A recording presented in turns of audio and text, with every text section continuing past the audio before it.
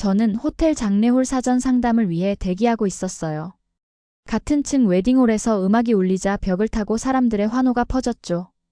그때 통로 끝에서 비명이 터졌습니다. 신부 박소영이 바닥에 주저앉더니 그대로 쓰러졌다는 말을 들었어요.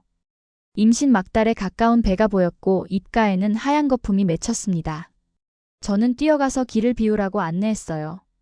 구급대 동선이 막히면 골든타임이 사라진다 했죠. 하객들은 놀라 허둥댔고 사회자는 멘트를 잊지 못했어요. 신랑 최태현은 이상할 만큼 침착했죠. 의식을 잃은 신부 옆에서 서류 가방부터 찾았어요. 저는 가족들에게 체온 유지와 기도 확보를 요청하고 호텔 의료팀을 불렀습니다. 단상 조명이 꺼지고 웨딩홀은 정적에 잠겼죠. 제가 담요를 덮자 박소영의 피부가 빨리 식는 것이 손끝에 느껴졌습니다. 이상하다 싶었어요. 그런데 신랑이 제게 다가와 화장을 빨리 진행하면 마음이 편할 것이라 말했죠. 저는 고개를 저었습니다. 사인은 아직 모른다 했어요. 사인 불명 상태는 부검이 우선이다라고 설명했습니다. 신랑의 눈빛이 잠시 흔들렸어요. 이상하게도 보험 서류와 혼인신고 이야기를 먼저 꺼냈죠. 저는 장례보다 생명이 먼저라 말하고 구급차에 동승할 인원을 정리했어요. 복도로 나오는데 쓰레기통 위에 찢긴 비타민 포장지가 보였죠. 라벨이 어딘가 어색했어요. 국내 약국에서 흔히 보던 글씨가 아니었거든요. 저는 주머니에 장갑을 꺼내 그 포장지를 접어 넣었습니다. 이상신호는 대개 사소한 모서리에서 시작된다고 배웠어요. 엘리베이터 문이 닫힐 때 저는 마음속에서 냄새가 올라오는 것을 느꼈습니다. 빨리 지우려는 손길이 어딘가에 있지 않겠나 싶었죠. 병원으로 향하는 구급차 뒤에서 사이렌 소리가 길게 당겨졌습니다. 오늘은 상담이 아니라 기록을 남기는 날이 되겠다 싶었어요. 저는 신랑에게 산모의 섭취 약물과 음식 기록을 물었어요. 아침에 비타민을 챙겨줬다는 답이 돌아왔죠. 브랜드를 묻자 신랑은 기억이 나지 않는다 했습니다. 저는 휴대폰 사진을 확인해보라 했어요. 그는 망설였고 화면을 천천히 넘겼죠. 사진은 많았지만 약 사진은 없었습니다. 저는 속으로 메모를 남겼어요. 기억이 흐리다 하는데 말의 리듬이 너무 또렷했죠. 의심은 작은 박동처럼 시작되어 점점 커집니다. 하객들 사이에서 임신부에게 금지된 약물을 언급하는 사람이 있는지 살폈어요. 없었습니다. 박소영의 손목에 얇은 멍자국이 보여서 어제 넘어졌는지 가족에게 물었죠. 아버지는 고개를 저었어요. 저는 병원에서 사망 판정이 나더라도 장례 절차는 서두르지 말라 당부했습니다. 다들 고개를 끄덕였지만 신랑의 표정은 굳어 있었죠. 저는 웨딩홀 직원에게 음식 잔반 수거를 잠시 중단해달라 요청했어요. 탁자 위 플라스틱 컵을 몇 개 따로 모아 밀봉했습니다. 혹시 모를 잔류 성분을 확인할 수 있겠다고 설명했죠. 직원은 긴장했지만 협조했습니다. 구급차 문이 닫히기 직전 저는 박소영의 손을 잡았어요. 차갑고 가벼웠습니다. 저는 조용히 말했죠. 끝까지 붙들게요. 쉬게 두지 않겠습니다. 문이 닫히고 사이렌이 멀어지자 홀 안의 소음이 다시 살아났어요. 사람들은 안도의 숨을 쉬었지만 제 귀에 들린 것은 다른 박동이었죠. 빨리 정리합시다 라는 낮은 목소리. 저는 그 말의 방향을 따라 고개를 들었습니다. 그 끝에는 신랑의 서류 가방이 있었고 문 손잡이가 절반쯤 열린 예식장 사무실이 보였죠.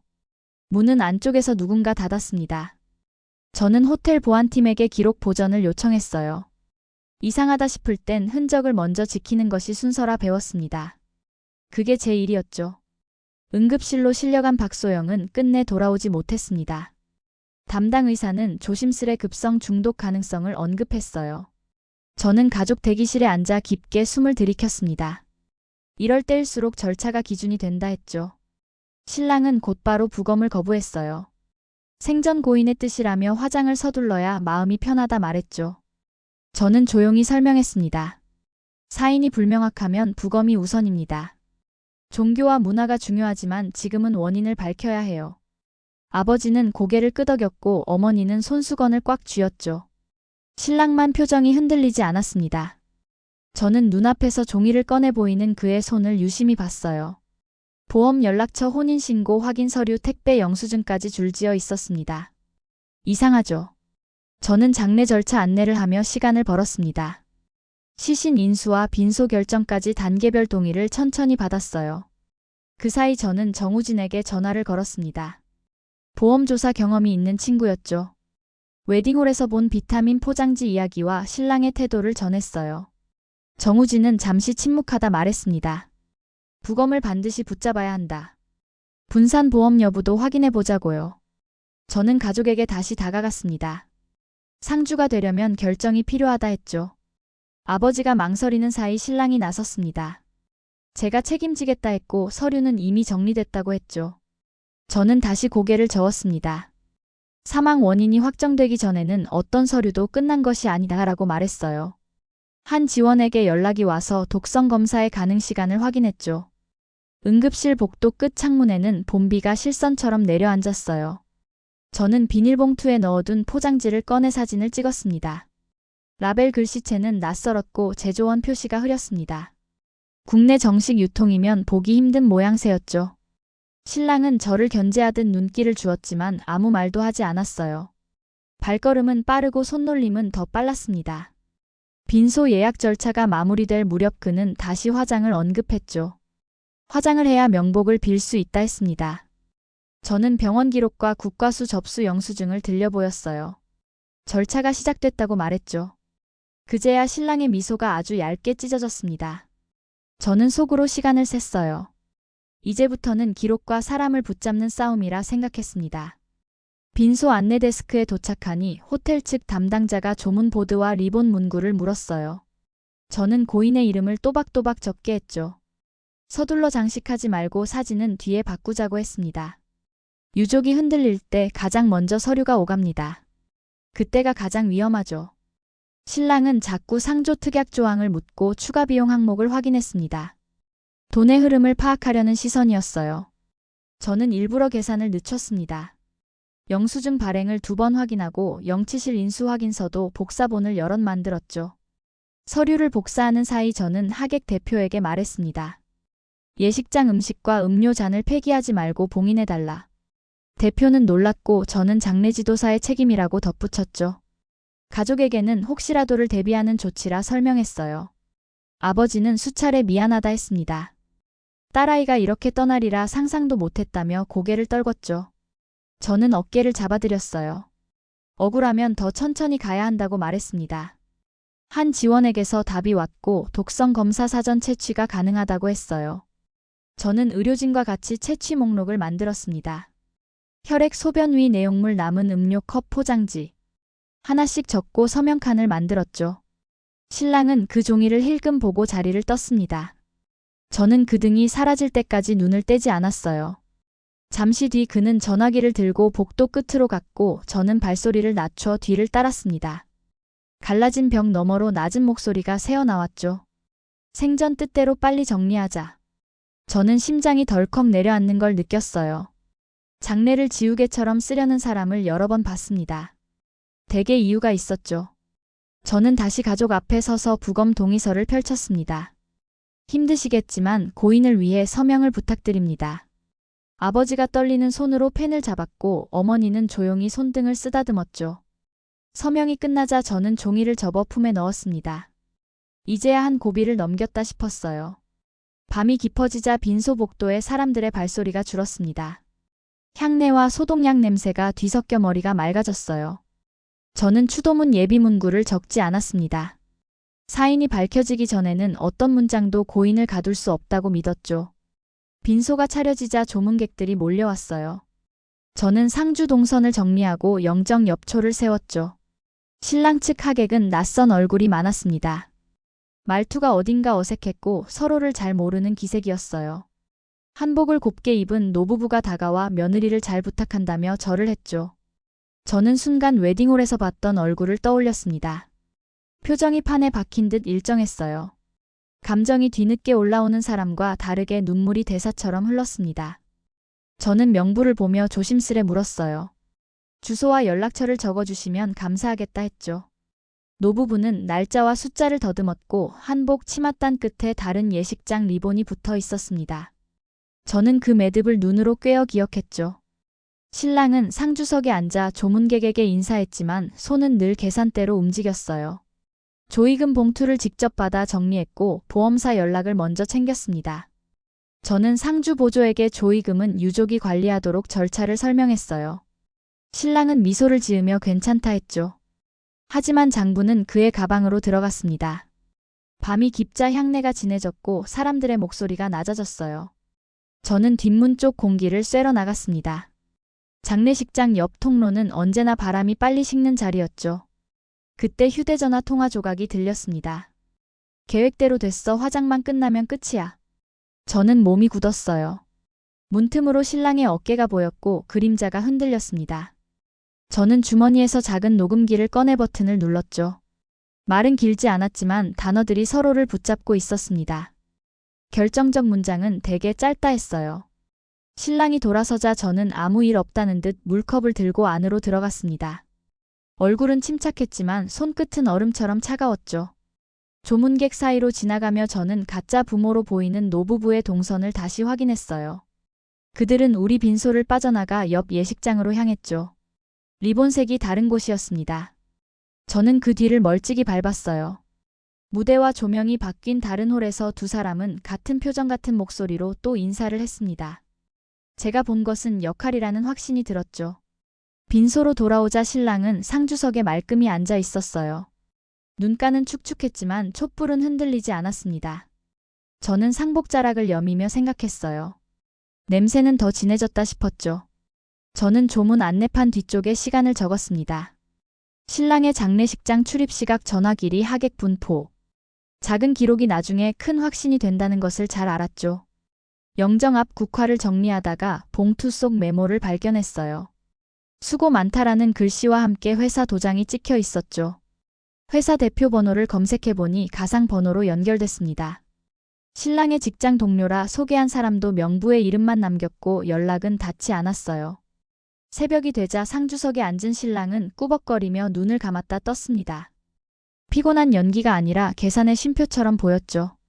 저는 보조에게 빈소문을 일정하게 열고 닫게 했습니다. 냄새와 공기의 세기를 일정하게 맞춰두면 외부 냄새가 스며들 때 바로 느낄 수 있거든요. 그때였습니다. 예식장 직원 한 명이 뒷문에서 리본 한 조각을 건넸어요. 잔치홀 리본이 장례홀 문 손잡이에 걸려 있었다 했죠. 저는 고맙다 말하고 수첩에 붙여두었습니다. 하루가 끝날 때 저는 혼잣말을 했어요. 이상은 모여서 방향을 만든다. 하나의 향 하나의 발소리 한 조각의 리본. 그 모든 것이 같은 곳을 가리키고 있다 했죠.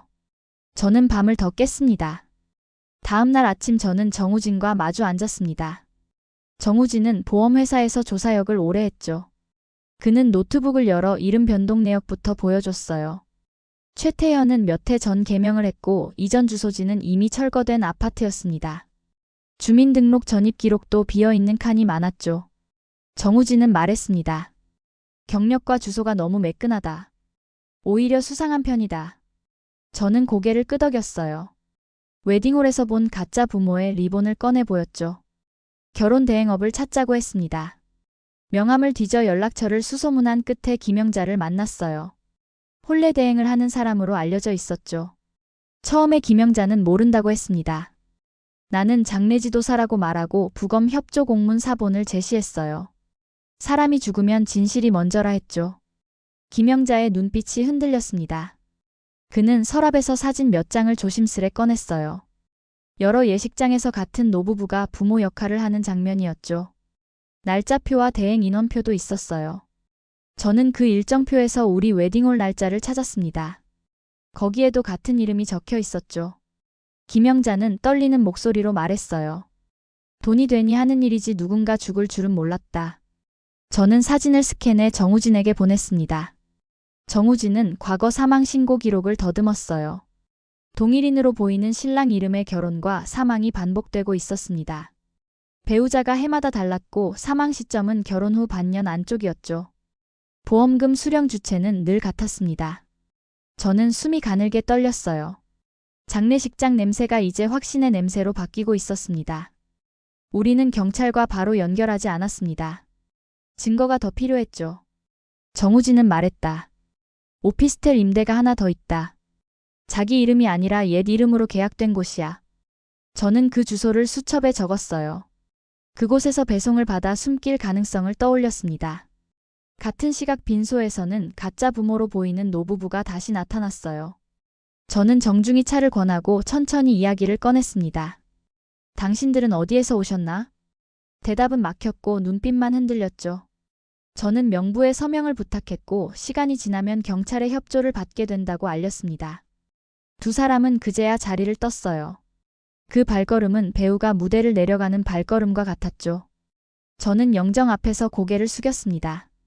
이제 퍼즐의 테두리가 보이기 시작했다 생각했어요. 오후가 되자 저는 웨딩홀 담당자를 만나 당일 대관 계약서 사본을 확인했어요. 신랑 측 하객 명단은 미제출로 표시됐고 부모 좌석 배치도는 공란이었죠. 행사 사진 업자에게 연락해 원본 파일 보전을 요청했습니다. 장례가 끝나기 전까지는 어떤 사진도 삭제하지 말아달라 했죠. 정우진은 구청 기록을 뒤져 옛 이름 김성호의 흔적을 찾았어요. 수상한 점이 또 있었죠. 과거 혼인관계 증명서에 전 배우자 3명의 기록이 존재했는데 사고로 사망 처리된 내역이었습니다. 각 지역은 달랐고 보험 가입 내역은 분산돼 있었죠.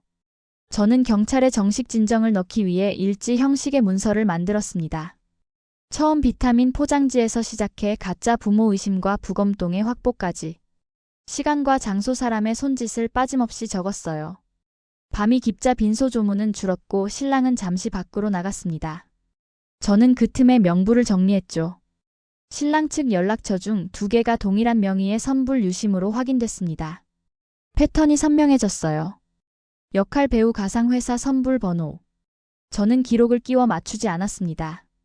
스스로 맞물리게 두었죠. 그리고 서랍 맨 아래에서 작은 봉투 하나를 발견했습니다. 예식장 스태프가 놓고 간 리본과 같은 재질이었고 끝에는 날짜 도장이 찍혀 있었어요. 그날 그 시간에 누군가 뛰어다녔다는 흔적이었죠. 저는 봉투를 봉인해 수첩 사이에 끼워두었습니다. 증거는 냄새처럼 사라지기 쉬워요. 그래서 더 빨리 묶어둬야 했죠. 국과수 한지원이 중간 소견을 알려왔어요. 청산계 중독이 의심된다고 했죠. 섭취 시점은 사망 서너 시간 전으로 보인다고 했습니다. 저는 빈소 구석 의자에 앉아 조용히 눈을 감았어요. 웨딩홀의 비타민 포장지가 다시 떠올랐죠. 정우진은 배송 기록을 추적했습니다. 국내 약국 경로는 없었고 해외 직구로 위장된 사이트 이용 흔적이 보였어요. 천연 미네랄 파우더라는 이름이었고 결제는 우회 결제였죠. 수령지는 오피스텔 무인 우편함이었습니다. 우리는 즉시 관리사무소와 협조해 수령 시간대를 좁혔어요. 같은 시간대에 엘리베이터 영상에서 남자의 실루엣을 발견했죠. 모자를 눌렀었고 흰 장갑을 꼈습니다.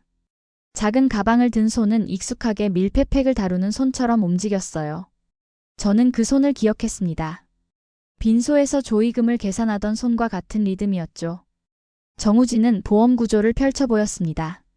첫 배우자 사망 때는 소액이었고 이후 사례마다 보험금이 커졌어요. 둘째는 더 크고 셋째는 더 컸습니다. 이번은 최대치였죠. 게다가 한 회사가 아니라 여러 회사에 분산 가입돼 있었습니다.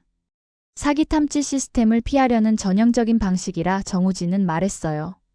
혼인신고는 결혼식보다 앞서 처리됐고 수익자 지정은 철저했죠. 저는 서류 더미를 어루만지며 생각했습니다. 사람의 죽음을 이익으로 계산하는 손. 그 손이 독의 길과 보험의 길을 동시에 걸었다 싶었죠. 그 길 끝에서 남는 것은 액수뿐이었습니다. 한지원은 추가 채취를 요청했어요. 위 내용물과 혈중 농도 비교가 필요하다 했습니다. 저는 병원과 협조해 채취와 봉인을 반복했죠. 밤마다 기록을 정리하며 저는 혼잣말을 했습니다. 이 냄새는 사라지지 않겠구나. 누군가 일부러 뿌린 냄새니까요. 오피스텔 복도 공기는 차고 말랐습니다. 반달 모양의 센서 불빛이 깜박였고 카메라에는 드나드는 그림자가 드물었죠. 저는 손잡이를 가만히 바라보았습니다. 몇 번의 세척에서 지워지지 않은 반짝임. 장갑을 낀 채로도 남는 흔적이 있죠. 그 미세한 흔적을 한지원에게 전했고 그는 고개를 끄덕였습니다. 가능한 모든 길을 열어두자고 했죠. 신랑은 여전히 빈소에서 침착한 얼굴을 유지했습니다. 가끔 하객과 눈을 맞추고 고개를 숙였죠. 그러나 통화할 때면 기계적으로 숫자를 읊었어요. 가입 금액, 지급 조건, 지급 소요 일수. 저는 그 말끝을 기억해 일지에 적었습니다. 정우진은 말했어요. 이번 보험은 열을 넘는다고. 저는 놀라지 않았습니다. 첫날부터 그의 손이 돈의 크기를 가리키고 있었으니까요. 한지원은 웨딩홀 쓰레기 봉투에서 남은 컵 샘플을 더 찾았습니다. 당일 음료 중 한 종류의 특이 성분이 미량 검출됐죠. 단독 원인으로 단정할 수는 없지만 조합의 흔적이라고 했습니다. 저는 웨딩홀 담당자에게 감사 인사를 전했어요. 음식과 음료의 봉인이 끝까지 유지된 덕이었죠. 오피스텔 출입 기록을 다시 보며 정우진이 손가락으로 화면을 짚었어요. 여기 가방 모서리 보이지? 작은 저울 케이스 크기다. 저는 고개를 끄덕였습니다. 장례 현장에서 본 미세 저울은 보통 분향향의 무게를 맞출 때 쓰는 것과 비슷한 크기였죠. 그런데 그 가방은 더 정교해 보였습니다. 우리는 사건의 언어를 맞춰 가고 있었어요. 독의 길은 소리 없이 움직였고 보험의 길은 소리 크게 움직였죠. 둘은 같은 사람의 두 발이었습니다. 빈소가 닫히는 마지막 밤 저는 영정 앞에서 속삭였습니다. 지금부터는 산자들의 싸움이다. 당신의 자리는 제가 지키겠다. 정우진은 새로운 이름을 제게 보여줬어요. 이혜진 내과 의사. 최태현의 차에서 자주 내려주던 병원과 같은 주소였죠. 임신 초기였고 보험 가입 권유가 진행 중이었습니다. 저는 정면으로 만나 설득하는 방식을 피했어요. 사람의 마음이 사랑을 붙잡고 있을 때 외부의 경고는 쉽게 튕겨나가죠. 대신 한지원과 상의해 증거를 정리한 저장 장치를 만들었습니다. 웨딩홀 기록 가짜 부모 대행 사진 오피스텔 출입 영상 국과수 중간 소견. 필요한 것을 묶어 익명으로 우편함에 넣기로 했죠. 밤늦게 병원 근처 우편함 앞에서 저는 한 번 더 숨을 고르며 봉투를 떨어뜨렸습니다. 돌아오는 길에 봄밤 공기가 드세게 스쳐갔어요. 다음 날 이혜진이 밤을 새웠다는 연락이 왔습니다. 울먹이는 목소리였고 믿기 어렵지만 확인해 보겠다고 했죠. 저는 병원 근처 카페에 앉아 창밖을 지켜봤습니다. 그 시각 최태현이 병원 주차장에 도착했어요. 그는 다정한 표정으로 손에 작은 병을 들고 있었죠. 임신부 영양제라 말하며 가방에 넣어주는 장면이 보였습니다. 저는 창문 너머로 라벨을 보려 고개를 기울였어요. 색과 글씨체가 낯익었죠. 웨딩홀에서 주워넣은 그 포장지와 같았습니다. 저는 즉시 한지원에게 연락해 샘플 확보 계획을 세웠어요. 직접 취득보다 본인의 동의가 중요하다 했죠. 밤에 이혜진은 다시 연락을 해왔습니다. 영양제를 먹기 전에 검사할 수 있느냐고 물었어요. 저는 고개를 끄덕이며 대답했습니다. 두려우면 손을 놓아도 된다. 하지만 당신과 아이를 지키려면 기록이 답이다. 그 말 끝에 긴 침묵이 있었죠. 그리고 이혜진은 말했습니다. 끝까지 가겠다. 저는 병원 당직실에서 그녀를 만났어요. 손이 떨렸고 눈 밑은 검게 꺼졌죠. 하지만 눈동자는 도망치지 않았습니다. 우리는 영양제병을 밀봉했고 전달 기록을 남겼어요. 라벨 사진을 촬영하자 글씨는 분명했습니다. 수입원과 성분 표기 위치가 포장지와 일치했죠. 저는 웨딩홀에서 시작된 작은 조각이 지금 살아있는 사람을 구하고 있다는 생각을 했어요. 그 작은 조각이 제 일을 지탱해주는 중심이었죠. 이혜진은 조용히 말했다. 그 사람은 늘 미소 짓는다. 아침에 데려다주고 밤에는 데리러 온다. 저는 고개를 끄덕였어요. 박소영도 그렇게 말했다고 전했죠. 너무 과한 정성은 때로 계획의 껍질일 수 있다. 그녀의 어깨가 가늘게 흔들렸습니다. 배를 감싼 손이 힘없이 내려왔어요. 저는 물었습니다. 부모님은 아시냐? 그녀는 부모님이 먼 곳에 계시고 혼자라서 더 의지하게 됐다 말했죠. 저는 장례식장에서 보았던 가짜 부모의 얼굴이 떠올랐습니다. 외로움은 언제나 범죄의 가장 쉬운 문이 되곤 하죠. 한지원이 도착해 간이 시약 검사를 진행했습니다. 확정은 아니지만 위험 신호가 올 수 있다는 소견이었어요. 이혜진은 숨을 길게 내쉬고 말했다. 이제야 마음이 선명해진다. 저는 말했다. 두려워도 기록을 남기면 길이 생긴다. 우리는 스마트워치 녹음 기능을 설정하고 통화와 만남 기록을 자동 저장으로 바꿨어요. 그녀는 마지막으로 물었습니다. 제가 위험해지지 않겠느냐? 저는 웃으며 답했죠. 당신 옆에 우리가 있다. 그리고 당신은 혼자가 아니다. 그날 밤 저는 빈소가 아닌 집으로 돌아가지 않았습니다. 병원 근처 대기 공간에서 서류 가방을 베개처럼 세웠어요. 창밖으로 새벽 공기가 파도처럼 밀려왔고 제 눈꺼풀은 무겁게 내려앉았죠. 그러나 잠들지는 않았습니다.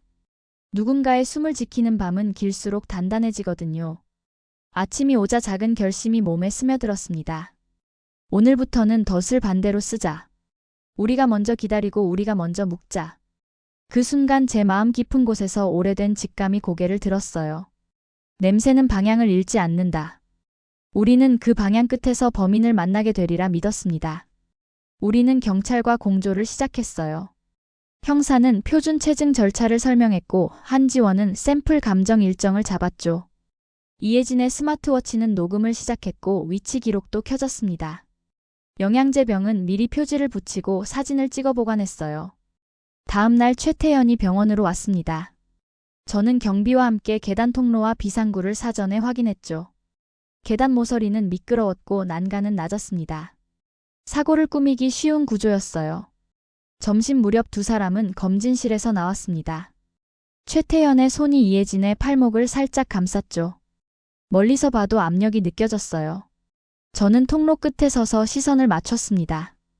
그때 최태연이 갑자기 방향을 틀어 계단으로 향했죠. 이혜진의 얼굴이 굳어졌고 저는 뛰었습니다. 경비가 동시에 출입문을 닫아 통로를 차단했죠. 형사의 외침이 병원 복도에 울렸습니다. 경찰이다, 움직이지 말라. 최태연은 놀라지 않았어요. 대신 미소를 지으며 말했습니다. 오해다. 그 말이 끝나기도 전에 형사들이 팔을 붙잡았고 수갑이 채워졌죠. 이혜진의 스마트워치에는 조금 전 대화가 고스란히 남아 있었어요. 오늘 끝내자라는 낮은 목소리. 계단에서 다치면 아무도 의심하지 않는다는 말.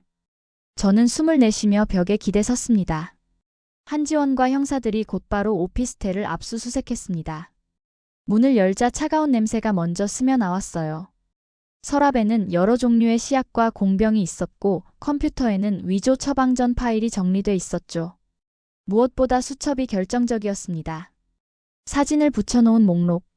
과거 배우자의 이름에는 붉은 표시가 있었고 다음 목표에는 파란 동그라미가 쳐져 있었어요. 그 중에는 이혜진의 사진도 있었죠. 정우진은 조용히 말했다. 이제 연결고리가 다 모였다. 저는 고개를 끄덕였어요. 웨딩홀의 비타민 포장지에서 시작된 냄새. 가짜 부모의 리본과 선불 번호.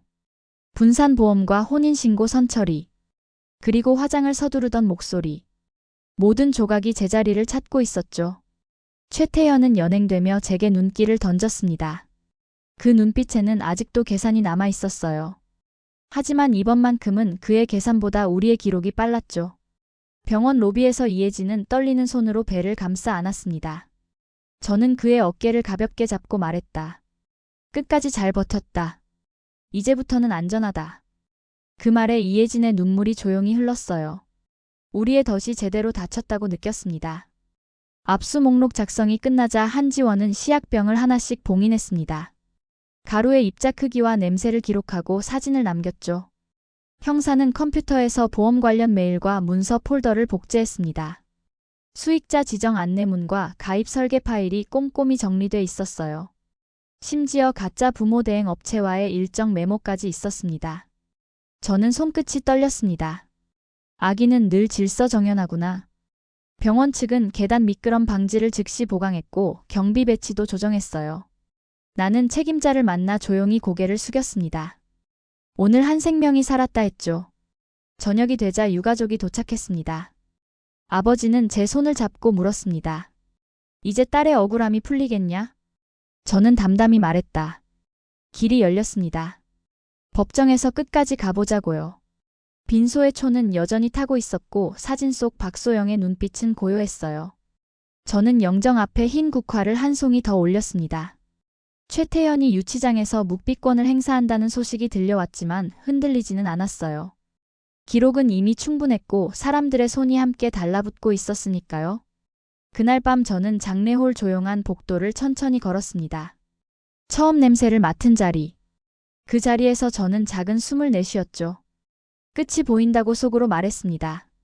재판은 길었지만 흐름은 분명했습니다. 국과수 감정서 오피스텔에서 나온 시약과 문서 스마트워치 녹음. 모든 증거가 서로를 붙잡았죠. 피해자 가족들은 방청석에서 고개를 끄덕였고 때로 눈을 감았습니다. 이혜진은 증언대에서 침착히 말했다. 그 사람은 다정했고 동시에 차가웠다. 저는 뒤에서 그의 등을 바라보며 손을 모았어요. 판사가 선고를 읽었습니다. 무기징역. 법정 안의 공기가 무겁게 가라앉았죠. 울음이 터지지 않도록 이를 악무는 소리가 여기저기서 났습니다. 저는 숨을 내쉬며 눈을 감았어요. 승리의 환호는 어울리지 않는 자리라 생각했죠. 법정을 나와 햇볕을 받으니 시간이 지나고 있음을 실감했습니다. 봄의 냄새가 덜어지고 초여름의 기운이 올라왔어요. 빈소가 닫힌 후 저는 장례식장 뒤편 작은 정원으로 갔습니다. 박소영의 영정사진을 조심스레 다시 세워놓고 흰 국화를 한 송이 올렸죠. 아버지는 조용히 고개를 숙였고 어머니는 제 손을 잡았습니다. 제가 말했다. 빨리 화장하자는 목소리, 조용히 넘어가자는 서류, 너무 과한 정성. 현장에서는 냄새가 납니다. 그 냄새를 맡는 사람이 반드시 있어야 비극이 멈춘다. 아버지는 고맙다 했고 저는 아니라고 했습니다. 당신들이 끝까지 버텼기에 가능했다고 답했죠.